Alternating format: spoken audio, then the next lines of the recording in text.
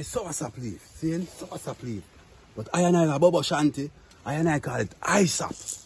You hear me tell the people, it's good for cancer, you know. You hear me tell you, and it's good for other things also.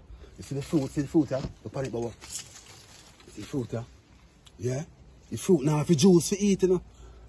Yeah, man, you can just pick it off the skin, man, and eat it same way, man, you know, for juice. You see me say, even on the bark good also, so you get the bark, and you mix it with the leaf. Good also, fire tea, good. And otherwise, you can't drop out one piece of bird pepper in it. See, eh? See bird pepper? Look on it. Look on it, people. Look on it. And I can pick off one, see, eh? Bird pepper. So I say, it's good for the eye, them.